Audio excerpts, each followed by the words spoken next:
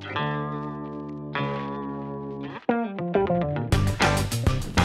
dit, nous allons aujourd'hui parler d'un thème un peu différent de ce que je fais d'habitude.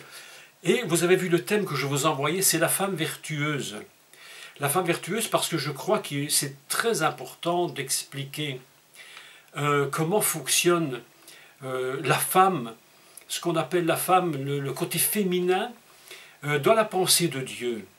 Non pas uniquement dans la pensée des hommes, parce que dans la pensée humaine, concernant la femme, il peut y avoir tellement de choses qui se disent. Et vous avez remarqué qu'aujourd'hui, on parle de la femme et de toutes sortes de façons.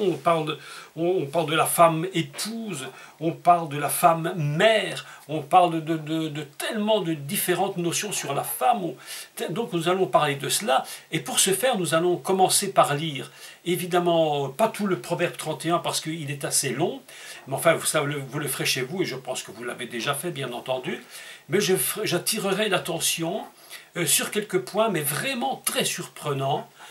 Quand je l'ai lu, moi-même je me suis dit, c'est étrange parce que on n'a pas l'habitude de lire ce texte de cette façon. Donc je vais commencer la lecture, juste le début, nous prendrons quelques versets, et puis progressivement, on va développer le thème. Alors, nous allons prendre Proverbe 31,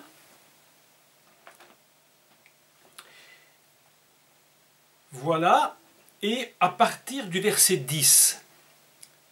Je fais juste le début de la lecture et je fais immédiatement remarquer une particularité dans ce texte, ou plutôt deux particularités, deux choses vraiment formidables. Le premier, donc je commence, Proverbe 31, verset 10, « Qui peut trouver une femme vertueuse? Elle a bien plus de valeur que les perles. Le cœur de son mari a confiance en elle, et les produits ne lui feront pas défaut. » Je lis donc la version Louis II. Hein. Après, on passera à la version en hébreu. Elle lui fait du bien et non du mal tous les jours de sa vie. Elle se procure de la laine et du lin, elle travaille d'une main joyeuse, etc., etc., etc. Je fais tout de suite une remarque très intéressante, c'est qu'il y a exactement 22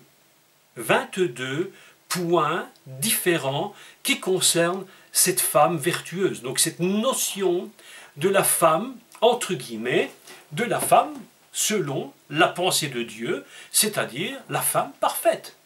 Celle qui a toutes les qualités, celle dont tous les hommes rêveraient d'avoir.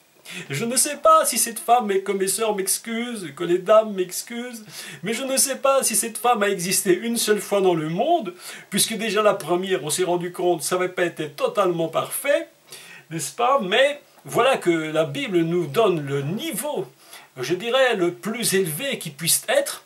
Qu'est-ce qu'une femme selon le cœur de Dieu? Et la particularité de cette femme, c'est que il y a 22 points qui concernent cette femme.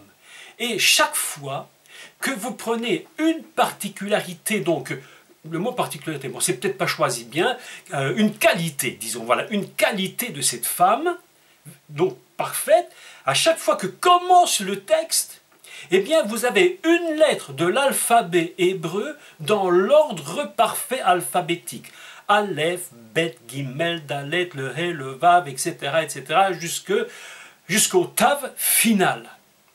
Il y a donc quelque chose d'absolument fantastique, c'est que le texte, et je crois très sincèrement et très profondément, que rien n'est écrit par hasard. Et que si chaque qualité féminine commence par une lettre de l'alphabet dans l'ordre alphabétique, c'est parce que Dieu veut nous dire quelque chose au sujet de cette femme. Et cette femme, si vous voulez, c'est un peu ce qu'on appelle en hébreu le Sefer Yetzira, c'est-à-dire le livre des commencements. Là, le livre où tout est dit, où tout est expliqué. Et voilà que la valeur de cette femme est absolument extraordinaire, puisqu'elle contient en elle, dans toutes ses qualités, chaque lettre, individuellement, de l'alphabet.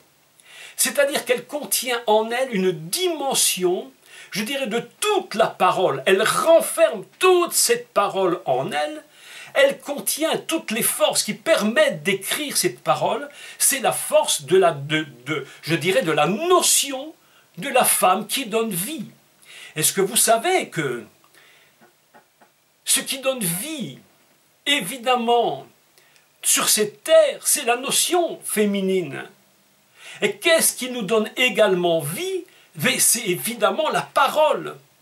C'est ce qu'on appelle le Tanakh, la Bible, et dans lequel sont écrites toutes les lettres de l'alphabet. Et voilà que cette femme extraordinaire dont nous parle le Proverbe 31, c'est une femme dont chaque qualité commence par une lettre de l'alphabet dans l'ordre alphabétique. C'est absolument formidable. Alors évidemment, ça remet un peu en place le côté féminin j'allais dire, qui est souvent, mais tellement souvent décrié, qui est tellement souvent, je dirais, critiqué, parfois même humiliant pour les femmes, alors qu'on ferait mieux de réfléchir un peu à ce que nous dit la Bible et de comprendre que nous avons besoin du côté féminin, mais d'une façon extraordinaire. Est-ce que vous savez seulement que tous les rabbins, j'allais dire, à quasi 100%, le disent, et clairement, que la délivrance du monde viendra par le côté féminin. Et d'ailleurs, il est clair que c'est une femme qui engendre le Messie. C'est de là que nous constatons que le côté féminin a une puissance extraordinaire, et je crois très sincèrement que le serpent dans le Gan Eden savait qui était cette femme. Et il s'est dit, mais il faut la faire tomber, parce que si je ne fais pas tomber cette femme, mais il se rend compte que lui-même, sa propre existence est mise en danger. Vous savez ceci, moi je vous dis, je crois que toute personne, je ferai des parenthèses et les nuances au fur et à mesure, mais je parle du côté du meilleur, du côté le meilleur. Je crois que toute personne dans l'Église, homme, évidemment homme, je ne mets pas tout le monde dans le même sac, évidemment pas, comme d'habitude. Mais je crois que véritablement, toute personne qui s'amuse à jouer à ce jeu de l'humiliation systématique des femmes dans l'Église, je vous dis que c'est aussi grave, mais mes amis, je vais peser mes mots, mais tant pis, je le dis, c'est aussi grave que des pervers narcissiques qui détruisent leurs épouses, alors que dans l'Église, on a tellement besoin du côté féminin, et d'ailleurs, si nous sommes un peu, seulement un tout petit peu, sages et honnêtes, il faut quand même reconnaître que dans nos églises, que dans tous ces groupes, le maximum de personnes sont des femmes. Lorsque vous avez une réunion de prière, qui est-ce qu'on trouve dans les réunions de prière? Le plus que l'on trouve, ce sont les femmes. Pourquoi? Parce qu'elles ont quelque chose en elles qui les porte, qui les pousse à engendrer. La femme est et je le dis entre parenthèses, une gagneuse d'âme, mais bien plus que les hommes. Pourquoi? Parce que la femme a une capacité en elle d'engendrement. Non seulement des engendrements physiques, puisqu'elles mettent les enfants au monde, mais également des engendrements spirituels. Elles vont mettre au monde, entre guillemets, des âmes. Exactement comme faisait Abraham lorsqu'il était qu'il avait emporté avec lui les âmes qu'il avait faites. Donc, voilà que le principe féminin est un principe de mise au monde. C'est le principe de la création est compris dans toutes les lettres de l'alphabet. La Torah, c'est toutes les 22 lettres. Et voilà que cette femme possède dans chacune de ses qualités une lettre du nom divin dans l'ordre alphabétique. Avouez quand même que c'est quelque chose d'exceptionnel. Alors il y a aussi un autre passage que vous connaissez probablement, qui est le psaume 119. Et là nous parlons évidemment de David, le roi David, qui a écrit le psaume 119 exactement sur le même système de structure.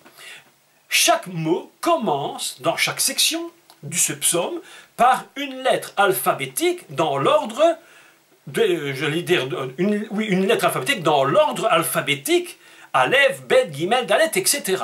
Nous avons donc deux structures qui se collent l'une à l'autre. La structure masculine et la structure féminine.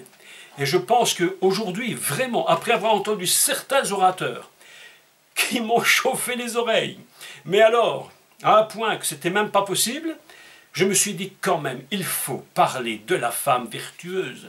Il faut quand même dire quelque chose pour qu'on puisse enfin rétablir, non pas simplement ce qui est humain, mais rétablir le côté divin de ce que représente cette femme. Donc, comment dit-on la femme vertueuse? Voilà déjà une première question à laquelle nous devons répondre. Comment dit-on la femme vertueuse? Eh bien, on dit Eshet Raïl. Je vais expliquer Eshet Raïl parce que l'expression Raïl est très intéressante. Parce que si vous regardez ce qu'on appelle Raïl en hébreu moderne, par exemple, eh bien, Raïl, c'est un soldat. Raïlim, les soldats, lorsque l'on parle que l'on a des soldats qui font la guerre, des soldats qui sont dans l'armée, d'ailleurs Raïl signifie également l'armée, Raïlim, les soldats, et Chet Raïl, la femme vertueuse. Je devrais donc traduire autrement, si je le fais mot par mot, la femme qui est soldat. Bon, ça nous change déjà complètement l'idée qu'on peut avoir de la femme vertueuse en général, ou pour beaucoup d'hommes. La femme vertueuse, c'est celle qui est très obéissante, des femmes très soumises, d'accord, qui dit toujours oui, oui, amen, quand son mari dit quelque chose, la femme qui est toujours en train de faire tout ce qu'on lui demande, c'est une bonne mère, une bonne épouse, tout ça c'est vrai, mais surtout une femme qui ne va pas prendre des positions, pour beaucoup d'hommes, ça les dérange énormément, parce que leur masculinité se sent touché par une femme qui a du caractère. Moi, je vous le dis franchement, je préfère avoir une femme qui a du caractère qu'une femme qui n'en a pas du tout, qui est mollasson. Je vous le dis franchement. Parce que le mot femme vertueuse signifie une femme échette. Écoutez le premier mot. Échette, c'est quoi échette? Échette, on retrouve ce mot dans le livre de Bereshit au chapitre 16, verset 1. Lorsqu'il est écrit Sarai Eshet Avram. Sarah, femme de Abraham. Eshet, c'est bien de Isha, mais c'est un mot construit pour dire femme de. Sarai Eshet Avram.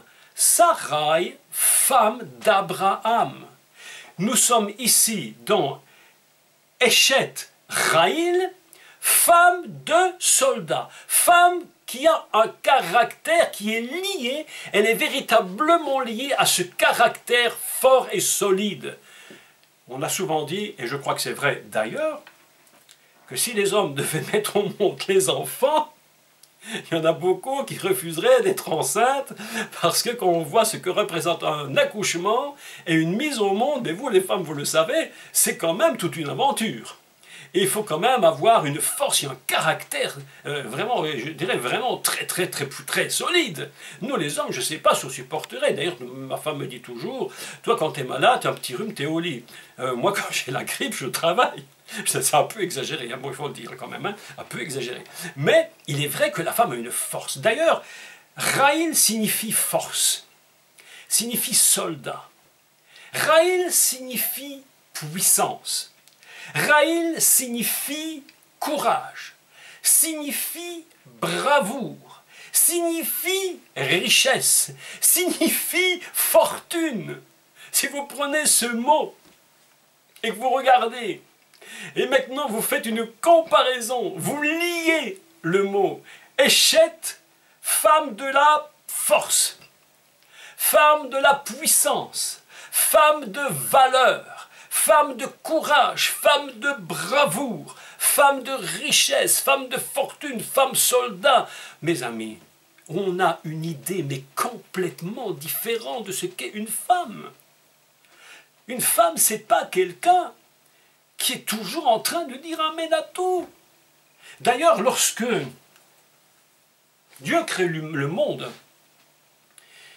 vous connaissez tout le développement de cette création, on arrive au 6e jour et il va créer l'Adam.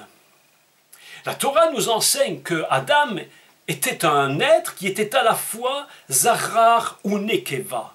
Il était à la fois mâle et femelle. Il était les deux en même temps. Et Dieu, sans rentrer dans tous les détails et les redétails de cet enseignement, ce n'est pas le but.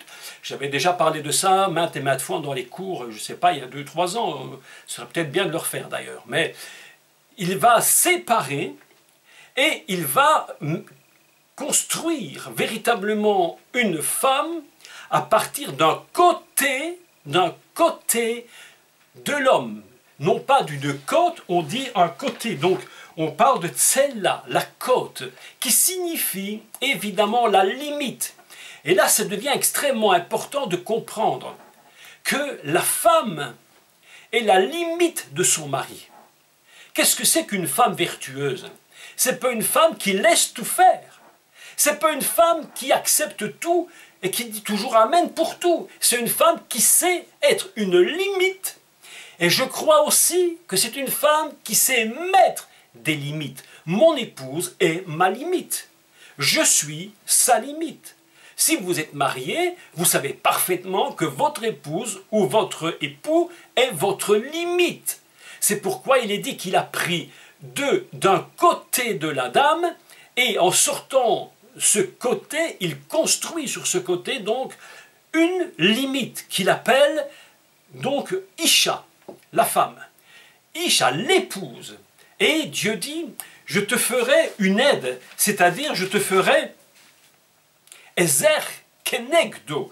Alors c'est très important Ezer Kenegdo parce que Ezer signifie secourir, signifie aider, signifie assister. D'ailleurs le nom qu'on a traduit en français Ebenezer, en réalité c'est Ebenezer, c'est la pierre du secours. Et il dit, je te ferai un secours qui sera vis-à-vis de toi et qui sera parfois contre toi. Et c'est là que tout le problème commence.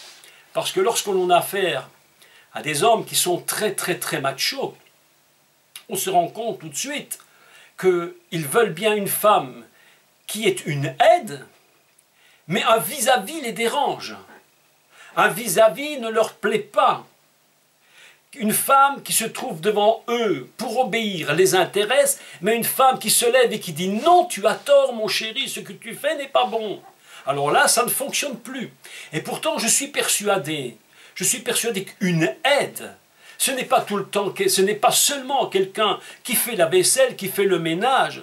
Ce n'est pas seulement ça, une aide à son mari. Une véritable aide, c'est quelqu'un qui sait parfois dire « Fais attention, parce que là, le chemin que tu prends est un mauvais chemin. La route que tu prends n'est pas bonne. Ce n'est pas parce que tu es mon mari que je ne peux pas te parler en face à face et te dire que ce que tu fais n'est pas juste. » Une aide contre lui. Souvent, une aide, c'est quelque chose qui est contre nous. Et c'est une très grande importance parce que cette capacité de dire non, souvent nous protège de grandes catastrophes. Vous savez, il y a des hommes qui prennent des catastrophes, qui font des choses, et puis ça tourne à la catastrophe parce qu'ils ont dit c'est moi le mari, c'est moi qui décide. Mes amis, Dieu n'a pas prévu que la femme vertueuse, ce soit une femme qui n'ait pas d'opinion. L'autre jour, j'entendais un de ces orateurs qui a dit des énormités, mais alors c'était tellement immense. Je me dis, c'est pas possible de sortir de telles, passez-moi l'expression, de telles imbécilités. Je dis, c'est absolument pas possible.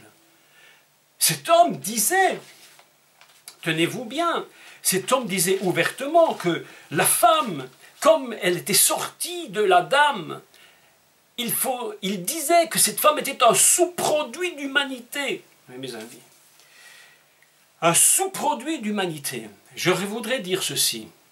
La femme n'est pas un sous-produit pour quelle raison? Parce que premièrement, elle vient de la fonction adamique fondamentale. Deuxièmement, toute personne sur la terre qui depuis que l'on a inventé l'automobile va à la pompe à essence et met de l'essence dans son réservoir, est-ce qu'il se dit l'essence que je mets est un sous-produit du pétrole? Je ferai remarquer à toutes ces personnes qui parlent ainsi que plus vous raffinez l'essence, plus vous raffinez le pétrole, plus vous arrivez à des produits extrêmement importants et chers. Le pétrole devient du diesel, le diesel devient de l'essence devient du kérosène, et alors plus vous raffinez, plus c'est cher. Mais ils n'ont même pas compris que cette femme qui est sortie de la dame a une valeur, mais tellement immense que le texte nous dit clairement, qui peut la trouver, cette Échette Raïl? Qui peut trouver cette femme de force, cette femme de courage et de puissance? Qui peut trouver une femme comme cela? Elle dit, elle est bien plus précieuse, elle a plus de valeur même que les perles. Vous imaginez ce texte? Cette femme-là, mes amis, si vous l'avez trouvée, écoutez, expliquez-moi et dites-moi comment vous la gardez. Et moi, si je l'ai trouvée, je vous dis le secret, comment je l'ai gardée. J'ai pris un très grand principe dans ma vie. Je peux vous parler que de moi, je ne peux pas parler des autres, mais j'ai un grand principe dans ma vie, c'est de toujours avoir l'oreille ouverte pour écouter ce que mon épouse me dit. Parce que je crois que nous sommes ensemble pour construire un foyer, une maison, construire un avenir, un but, des visions. Mais nous avons besoin l'un de l'autre. Est-ce que j'ai toutes les idées? Absolument pas. Est-ce qu'elle possède toutes les idées? Absolument pas. Mais ensemble, nous pouvons nous unir et nous construire. Mais si je pars du principe que la femme est un sous-produit et que je serai toujours dominant sur elle, vous imaginez ce que cela représente. La femme, alors, je voudrais lire quelques énoncés que j'ai écrits parce que je ne veux pas les oublier. Alors vous savez, aujourd'hui notre société est terrifiante. Elle est terrible parce que notre société, évidemment, elle nous parle de toutes sortes de types de femmes. Il faudra aussi un autre jour parler de ce que c'est qu'un véritable homme, bien entendu. Mais le type de femme, c'est la femme épouse, la femme mère. Et puis nous avons une société qui fait la femme objet. Objet du sexe, objet du désir. Le seul but de ces hommes, c'est une femme objet. Ils la désirent, ils font ce qu'ils veulent avec, ils la prennent et puis ils la jettent. C'est ainsi que fonctionne notre société. Mais lorsque nous avons des comportements, lorsque les hommes dans l'Église ont des comportements humiliants par rapport à leurs épouses, humiliants, je dis mais qu'est-ce qu'ils font d'autre? C'est je prends et puis je jette, je t'utilise pour ce que j'ai besoin et puis je te jette, je n'ai plus besoin de toi. Je fais quand même que ce qui me plaît. La femme vertueuse, c'est une femme que lorsque nous l'avons découvert, lorsque nous avons compris premièrement ce qu'elle représente, la force qui est en elle, nous respectons non seulement la femme, mais en la respectant, mes amis, écoutez, nous respectons Dieu lui-même.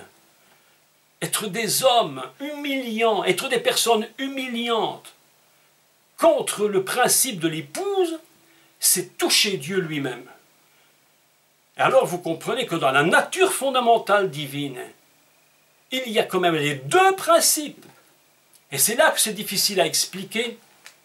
J'ai déjà dit souvent que c'était compliqué parfois de faire comprendre ça aux personnes. La différence qu'il y a entre le principe féminin et masculin au niveau divin et puis simplement au niveau humain. Mais l'humain est un reflet du divin. Et lorsque nous touchons à ce reflet, si nous humilions ce reflet, mais mes amis, nous touchons Dieu en plein cœur. Et c'est ça qui est dramatique. Il y a deux, d'ailleurs je fais une parenthèse, il y a deux types. Il y a deux types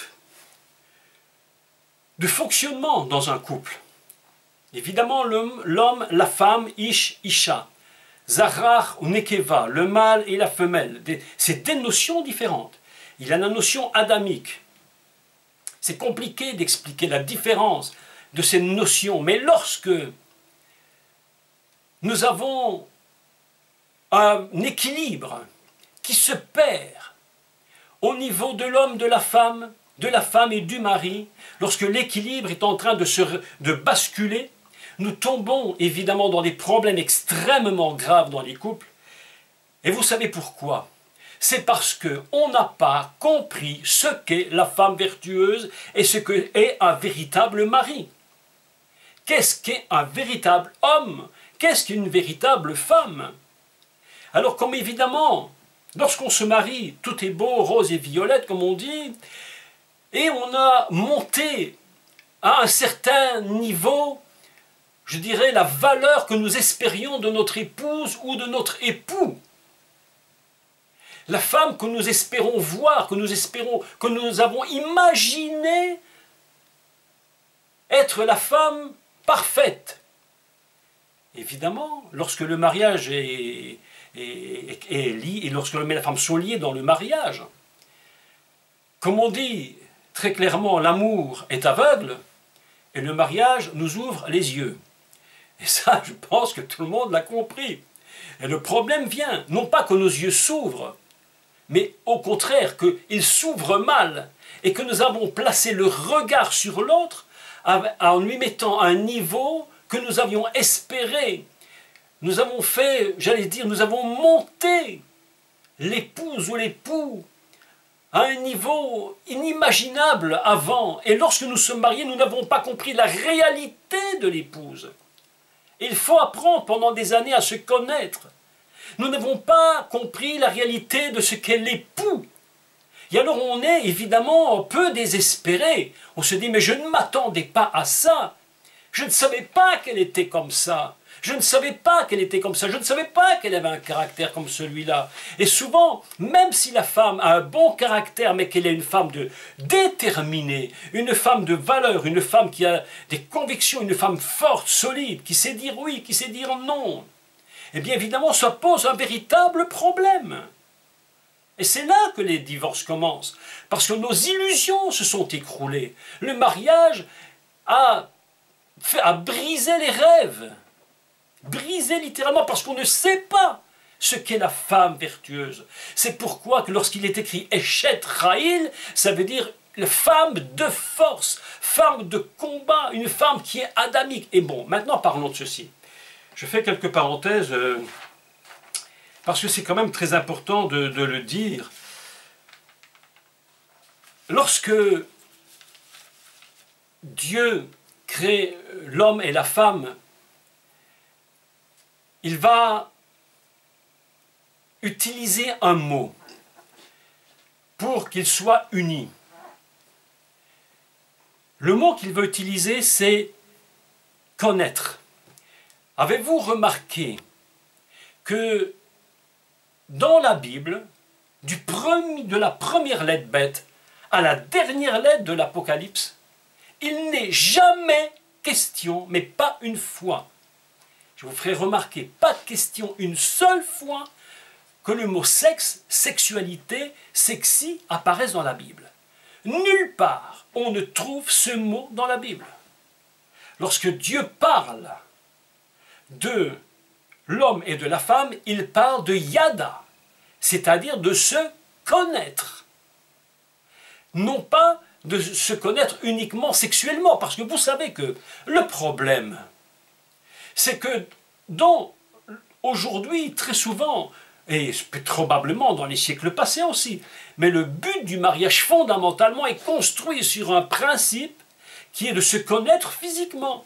Tu me plais, je te plais, on s'unit ensemble, bam, et c'est terminé. Et si ça ne plaît pas, on se sépare. Et on trouve un autre ou une autre. Pourquoi? Parce que l'idée du mariage, dans la plupart des cas, c'est une connaissance, mais uniquement physique. Mais le terme sexualité n'existe pas dans la Bible. C'est quelque chose qui est totalement ignoré. Il n'y a pas si longtemps que ce mot est rentré comme ça dans notre vocabulaire. Mais pas dans la Bible. Certainement pas dans la Torah. Je vous dis que lorsque l'homme et la femme s'unissent, c'est pour se connaître. Mais pas seulement se connaître physiquement. C'est pour se connaître moralement, spirituellement, intellectuellement, savoir comment l'autre fonctionne. Ne pas nous mettre nos propres niveaux, parce que si nous mettons nos propres niveaux, nos propres espérances, et que nous allons tellement haut, mes amis, nous allons être déçus. Mais que dit la Bible? Que nous enseigne la Bible concernant la femme vertueuse? Elle nous dit que c'est une femme qui est comme les perles, plus précieuses encore. C'est une femme de courage. Une femme qui a la capacité de vous dire oui ou de vous dire non. Qui a la capacité de parler, de conseiller. Je te ferai une aide semblable à toi. Une femme qui a la parole.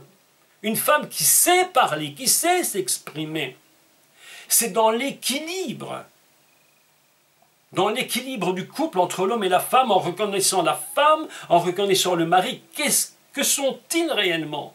Que nous allons construire quelque chose qui sera solide.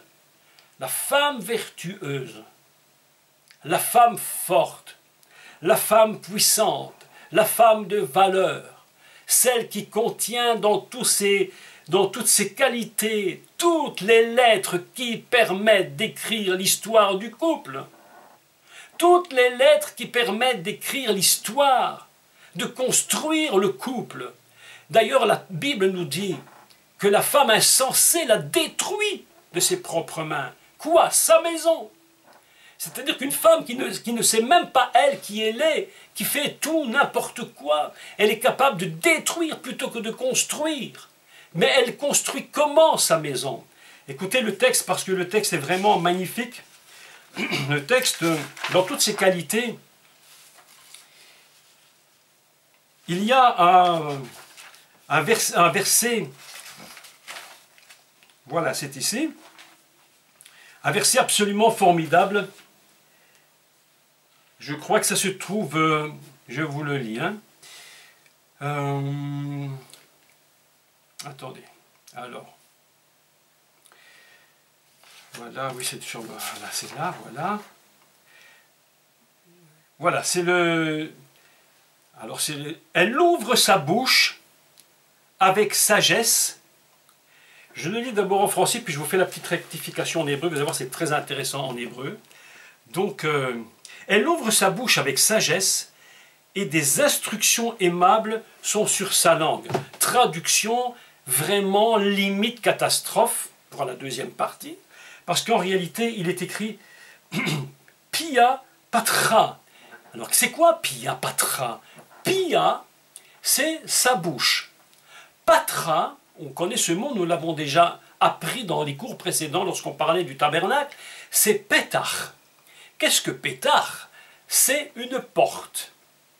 Pia Patra, c'est une bouche porte, qu'on va traduire ici, et une bouche qui est ouverte. C'est qu'une porte, ça s'ouvre et ça se ferme. J'ai vu tout à l'heure quelque chose de terrible, mais de terrible. J'ai vu une des femmes, non seulement qui portait la burqa, comment on appelle ça, la burqa, je crois la burqa, non pas seulement un voile, mais la burqa complètement voilée, mais en plus, on leur avait mis, tenez-vous bien, mais c'est incroyable, une muselière. Je ne sais pas si vous avez vu ça. Même la parole leur est interdite. Mais vous imaginez, il ne faut vraiment pas avoir du tout compris ce qu'est la femme. La Torah nous dit, le livre des Proverbes nous dit, Pia Patra, Berachma, elle a la bouche qui s'ouvre dans la sagesse. Écoutez la suite, parce que la suite a été mal traduite en français. Vetorat Resed. Et la Torah de bonté. La Torah de bonté. Vetorat Reset. Autrement dit, Pia Patra, Berachma, Vetorat Reset. Et la bouche ouverte dans la sagesse et la Torah de la sagesse. Voilà ce que nous dit, ce qu'est une des qualités de la femme vertueuse. Une femme qui est capable de mettre dans sa bouche des paroles de Torah, des paroles de sagesse. Alors, mes amis, je me dis, mais si dans un couple, une femme comme ça peut être trouvée, mais comment peut-on l'empêcher de parler? Comment peut-on lui dire, tais-toi, c'est moi le patron? C'est toi le patron. Mais si tu avais compris ce qu'est réellement la femme vertueuse, mais tu arrêterais de dire c'est moi le patron avec un très mauvais esprit. On ne parle pas de tout ce qu'il faut rajouter aujourd'hui sur les dimensions du couple, de l'homme, de la femme. C'est tout des cours que je pense avoir donné il y a déjà une année, je crois, lorsque nous parlions des femmes dans l'église, j'avais expliqué tout cela.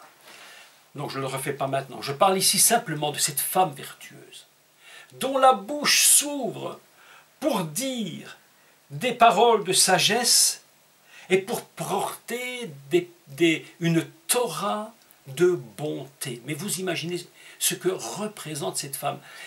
Je ne sais pas moi, celui qui a trouvé cette femme, vraiment qui l'a trouvée, une femme consacrée comme ça, je vous dis, alors gardez-la, parce qu'elle vaut plus ce que tout, vous pouvez imaginer, plus que tout l'or du monde.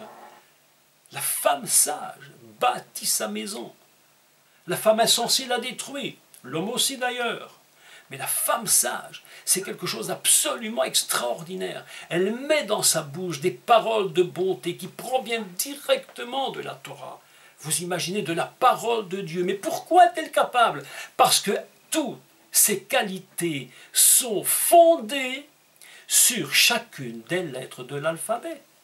Elle contient tout le matériau pour pouvoir construire. Qu'est-ce que le matériau qui nous permet de construire la parole? Avec quoi Dieu l'a-t-il construite? Avec les lettres. Ce sont ces lettres qui construisent cette Torah. Et voilà que cette femme les contient. Voilà qu'elle a tout cela en elle, mes amis. Quelle femme vertueuse. Donc, nous pouvons continuer évidemment de lire toutes ces... D'ailleurs, si ça vous intéresse, je peux vous envoyer les 22 dans l'ordre avec tous les mots qui se réfèrent à chacun des mots, à chacune des premiers mots. Si ça vous intéresse, je peux vous l'envoyer. Vous gardez ça, ça peut faire une magnifique étude. Vous constaterez que chaque mot qui commence, les qualités de la femme vertueuse peuvent être développées d'une façon absolument formidable. Donc, qui trouve une femme de valeur? Aleph. Aleph, c'est le commencement de tout. Aleph. Eshet Raïl. Qui trouve une femme de valeur? Son prix est plus grand que celui des perles. Si tu l'as trouvée, garde-la. Bête, une maison. Dans la maison, il y a une sécurité. Lorsqu'une femme vertueuse est dans une maison, il y a une véritable sécurité. Son mari n'a pas peur. Il est à l'aise, il se sent bien lorsqu'il rentre chez lui. Lorsqu'il rentre à la maison, il est tellement content parce qu'il dit: je vais rentrer, je vais trouver ma femme et mes enfants, ma famille. Mes amis, le cœur de son époux se sécurise. Écoutez le texte. Bête, ça commence par bête. Batar, sécurité. La deuxième lettre qui commence, la deuxième qualité, c'est le bête. Batar, sécurité. Le cœur de son époux se sécurise, non pas à l'extérieur de sa maison, non, non, non, non, en elle. Et le butin, donc tout ce qu'il possède, ne lui manquera pas. Bête, la maison, Aleph, la femme vertueuse, celle qui a du prix, c'est le commencement de tout. On devrait tous apprendre à nos enfants, à nos jeunes, comment trouver une bonne épouse. Qu'est-ce qu'il faut d'abord regarder? Est-ce qu'il faut regarder ça uniquement sa beauté physique? Bien sûr, il faut qu'elle nous plaise, hein, ça c'est évident. Hein, on ne peut pas vivre avec quelqu'un qui ne nous plaît pas physiquement, c'est certain. Mais premièrement, il faut chercher qu'est-ce que représente le Aleph. Est-ce qu'elle est le commencement? Est-ce qu'elle est capable de commencer avec moi quelque chose? Le cœur de son époux, bête, bâtard, se sécurise en elle. Extraordinaire. 3. Elle le rétribue. Je lis la version, pas de Louis II, pas la même version. Elle le rétribue de bien, non de mal. Tous les jours de sa vie. Gimel. Gimel. Qui signifie également la récompense. La récompense, si tu traites bien ton épouse, si tu reconnais qui elle est, si tu reconnais sa vertu, si tu reconnais comment elle est profondément construite en Dieu selon la pensée divine, alors tu tombes dans le guimel. Elle le rétribue de bien et non de mal tous les jours de sa vie. Une femme comme ça, si tout le monde pourrait avoir les yeux ouverts sur ce qu'est une véritable femme vertueuse, et si chaque femme se disait, moi, j'ai compris ce que je dois être dans ma maison, j'ai compris comment construire. La femme sage, mes amis, bâtit sa maison. On dit que si l'Éternel ne bâtit la maison, ceux qui bâtissent, bâtissent en vain. C'est vrai, bien sûr c'est vrai. Mais la Bible nous dit aussi que la femme sage la bâtit. Et comment est-ce qu'elle la bâtit? Elle va utiliser, c'est symbolique ce que je dis, évidemment que ce n'est que symbolique, elle va utiliser dans chacune de ses qualités les briques qui vont la construire, cette maison, c'est-à-dire chaque lettre de l'alphabet qui produit la parole. Et cette maison est solide, puissante. C'est ainsi que Dieu considère la femme, mes amis. C'est ainsi qu'il la regarde. Je ne sais pas, je ne crois pas, mais pardonnez-moi si je me trompe. Et si je me trompe, tant mieux.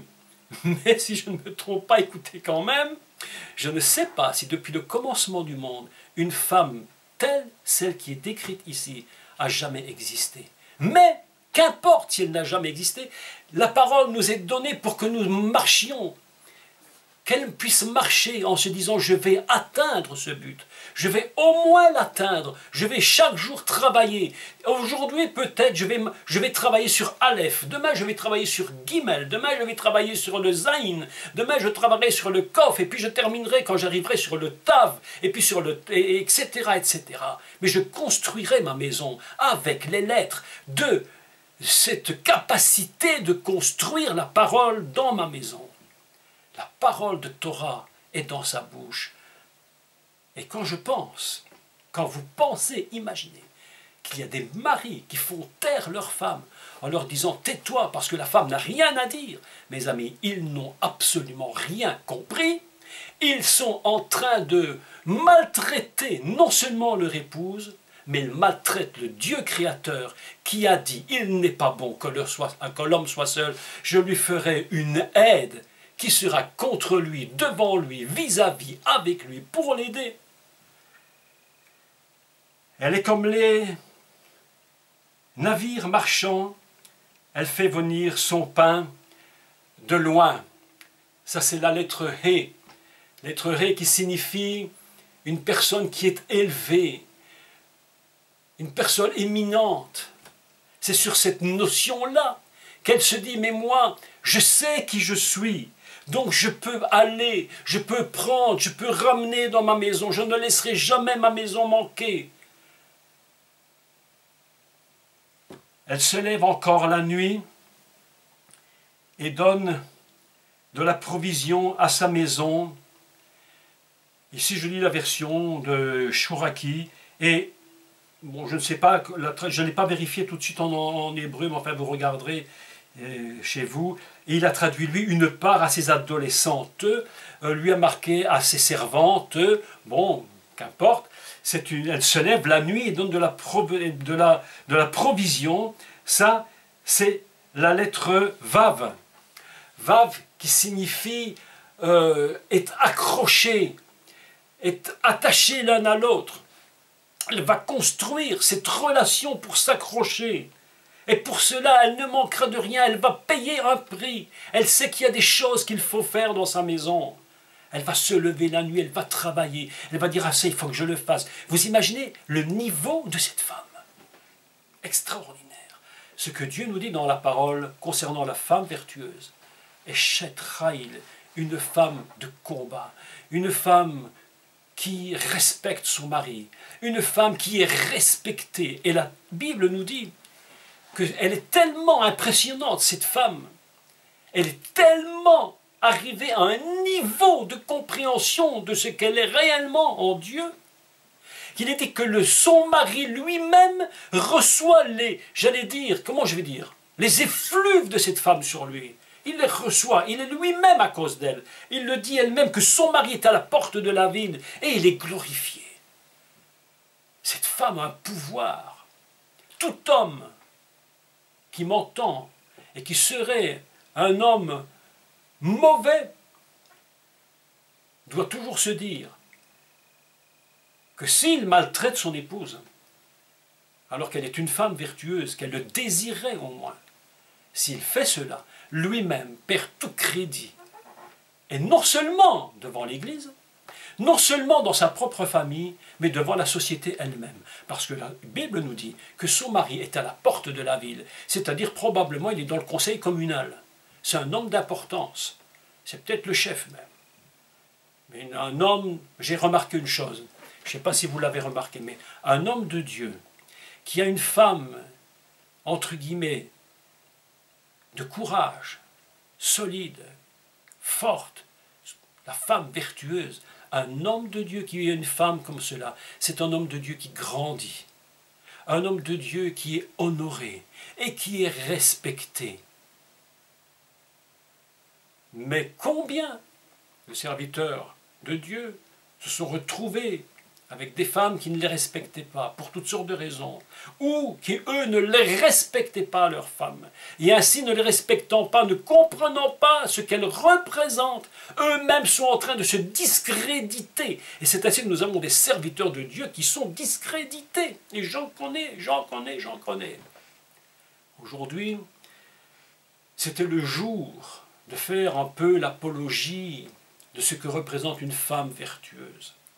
C'est le désir de Dieu que cette femme bâtisse sa maison. Nous n'en aurons que du plaisir, que du bonheur. Le ministère lui-même, s'il y a ministère, en sera lui-même béni et glorifié. C'est pourquoi nous devons, nous les hommes, je nous parle à nous les hommes aujourd'hui, nous devons, si nous avons vraiment une femme vertueuse, de les respecter, de les honorer, de reconnaître ce qu'elles valent, non pas seulement en tant que femme humaine, mais en tant que représentant de ce que Dieu a mis comme fonction divine en elles. Lorsque nous les respectons, nous respectons Dieu. Lorsque nous les honorons, nous relâchons de la bénédiction divine sur nous. J'en suis convaincu, absolument persuadé. Je vais vous envoyer donc ces pages, je vais vous les envoyer avec les mots, et puis vous prendrez un peu de temps pour regarder. Et puis je fais seulement un petit peu de lecture, je lis un peu, voilà, et son époux, ça c'est le noun, son époux est connu aux portes quand il siège avec les anciens.